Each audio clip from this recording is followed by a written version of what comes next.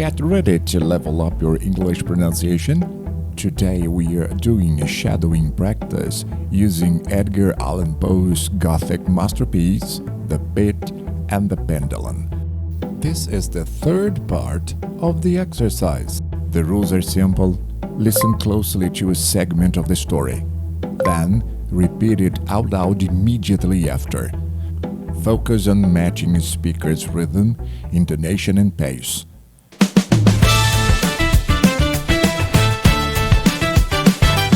Let's begin. I proceeded for many paces, but still all was blackness and vacancy. I breathed more freely. It seemed evident that mine was not, at least, the most hideous of fates. And now, as I still continued to step cautiously onward, there came thronging upon my recollection 1,000 vague rumors of the horrors of Toledo. I proceeded for many paces, but still all was blackness and vacancy. I breathed more freely. It seemed evident that mine was not, at least, the most hideous of fates. And now, as I still continued to step cautiously onward, there came thronging upon my recollection 1,000 vague rumors of the horrors of Toledo.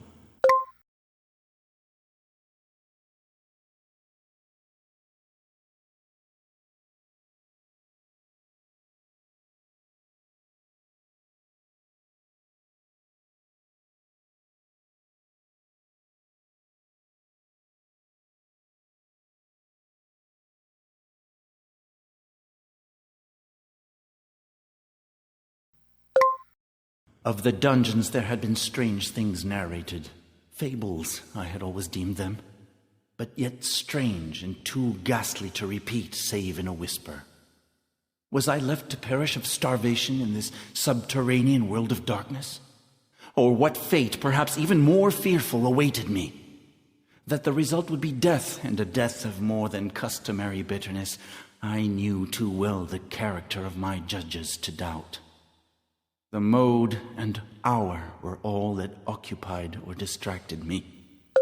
Of the dungeons there had been strange things narrated. Fables, I had always deemed them, but yet strange and too ghastly to repeat save in a whisper.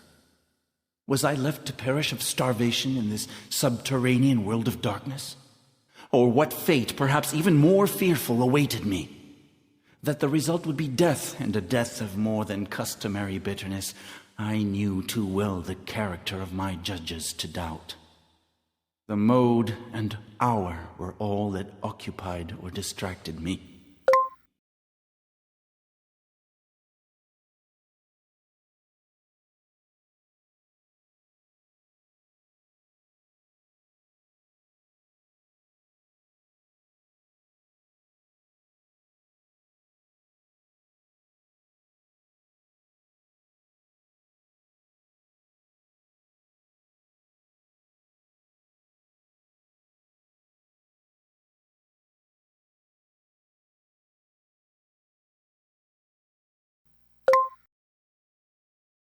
My outstretched hands at length encountered some solid obstruction.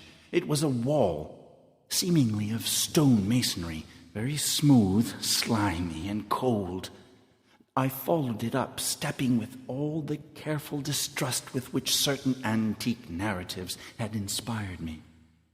My outstretched hands at length encountered some solid obstruction. It was a wall, seemingly of stone masonry, very smooth, slimy, and cold.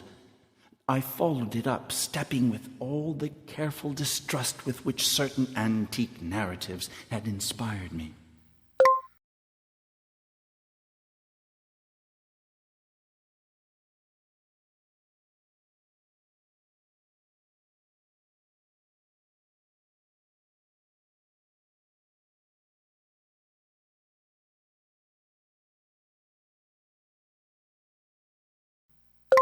This process, however, afforded me no means of ascertaining the dimensions of my dungeon, as I might make its circuit and return to the point whence I set out without being aware of the fact. So perfectly uniform seemed the wall. This process, however, afforded me no means of ascertaining the dimensions of my dungeon, as I might make its circuit and return to the point whence I set out without being aware of the fact. So perfectly uniform seemed the wall.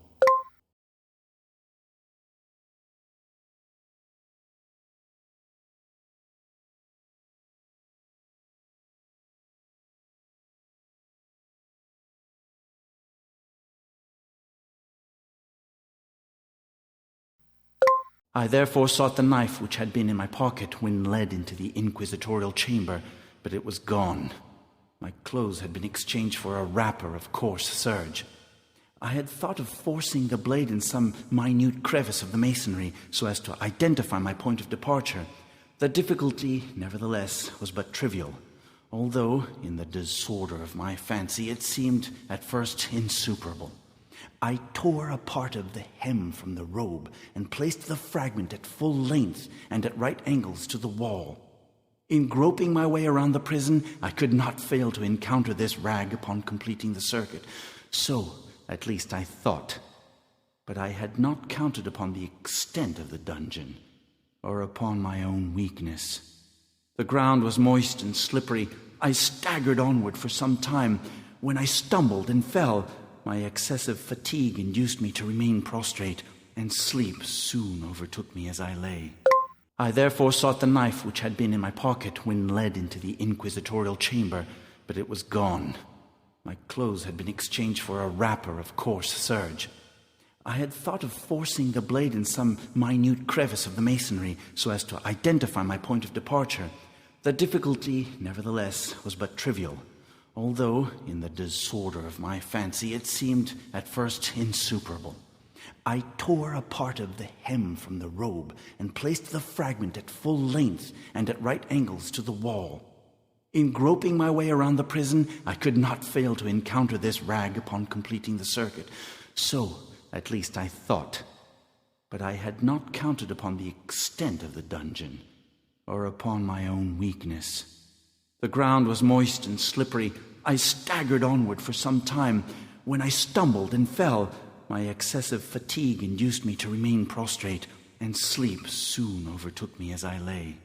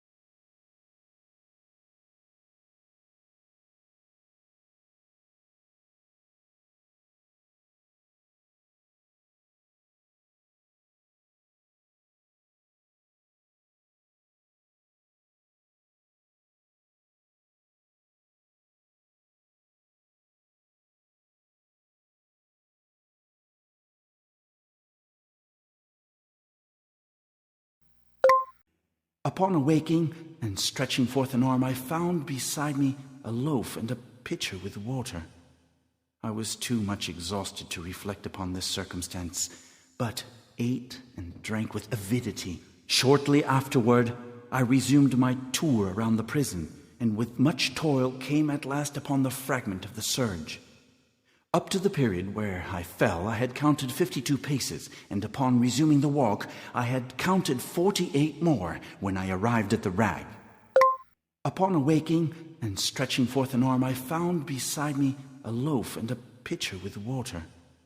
I was too much exhausted to reflect upon this circumstance, but ate and drank with avidity. Shortly afterward, I resumed my tour around the prison, and with much toil came at last upon the fragment of the serge. Up to the period where I fell, I had counted 52 paces, and upon resuming the walk, I had counted 48 more when I arrived at the rag.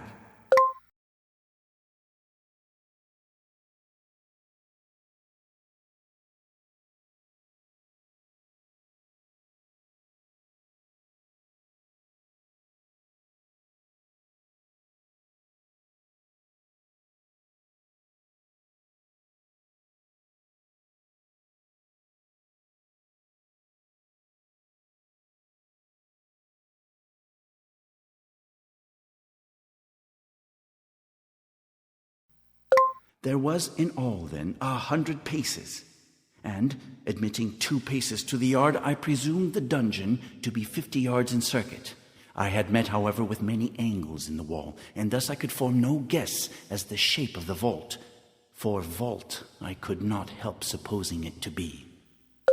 There was in all, then, 100 paces, and, admitting 2 paces to the yard, I presumed the dungeon to be 50 yards in circuit.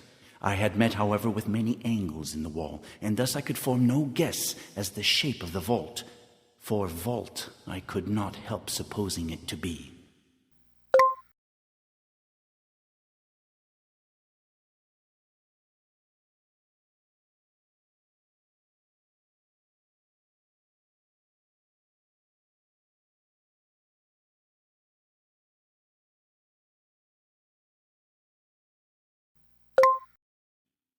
I had little object, certainly no hope, in these researches, but a vague curiosity prompted me to continue them. Quitting the wall, I resolved to cross the area of the enclosure. I had little object, certainly no hope, in these researches, but a vague curiosity prompted me to continue them. Quitting the wall, I resolved to cross the area of the enclosure.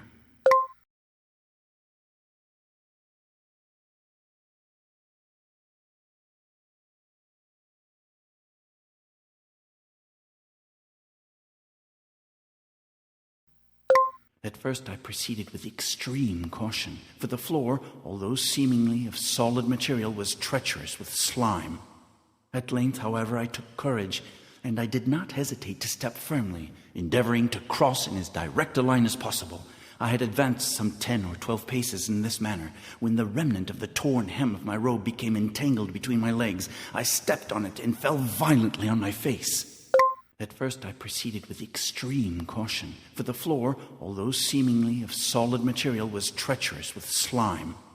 At length, however, I took courage, and I did not hesitate to step firmly, endeavoring to cross in as direct a line as possible. I had advanced some 10 or 12 paces in this manner, when the remnant of the torn hem of my robe became entangled between my legs. I stepped on it and fell violently on my face.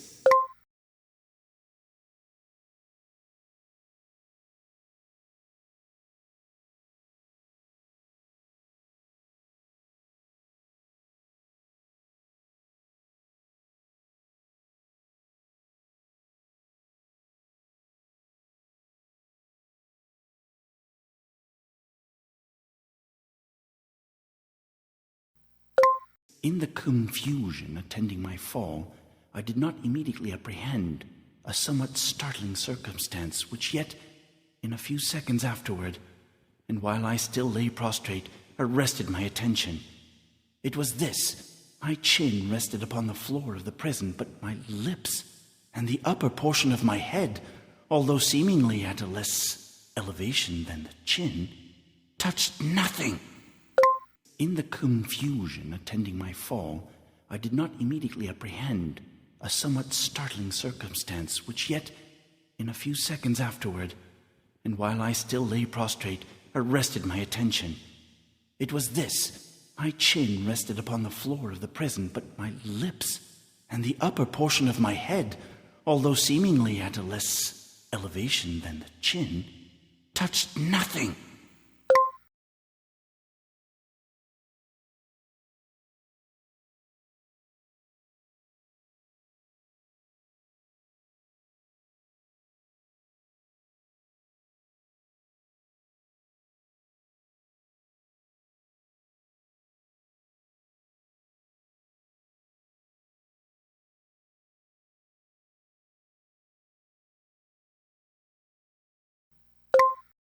At the same time, my forehead seemed bathed in a clammy vapor, and the peculiar smell of decayed fungus arose to my nostrils. I put forward my arm and shuddered to find that I had fallen at the very brink of a circular pit, whose extent, of course, I had no means of ascertaining at the moment. At the same time, my forehead seemed bathed in a clammy vapor, and the peculiar smell of decayed fungus arose to my nostrils. I put forward my arm and shuddered to find that I had fallen at the very brink of a circular pit, whose extent, of course, I had no means of ascertaining at the moment.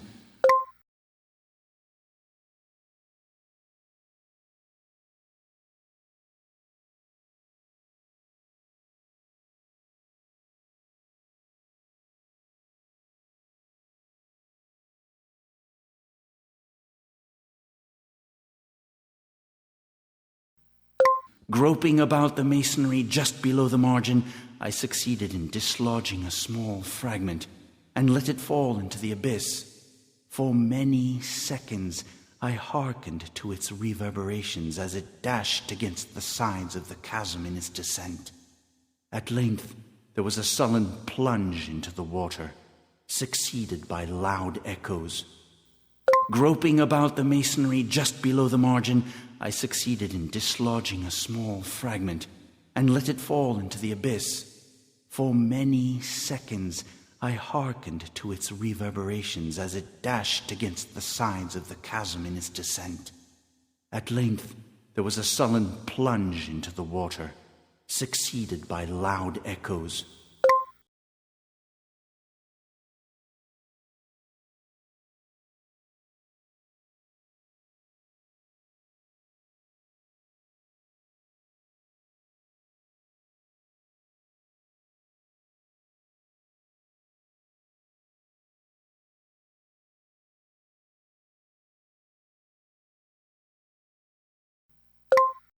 At the same moment, there came a sound resembling the quick opening and as rapid closing of a door overhead, while a faint gleam of light flashed suddenly through the gloom, and as suddenly faded away. At the same moment, there came a sound resembling the quick opening and as rapid closing of a door overhead, while a faint gleam of light flashed suddenly through the gloom, and as suddenly faded away.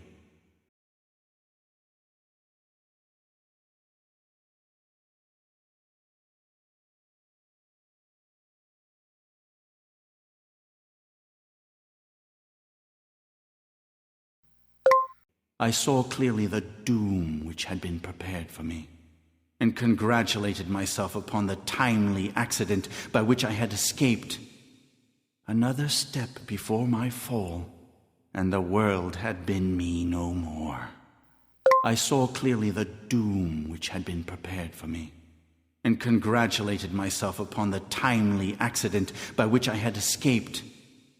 Another step before my fall, and the world had been me no more.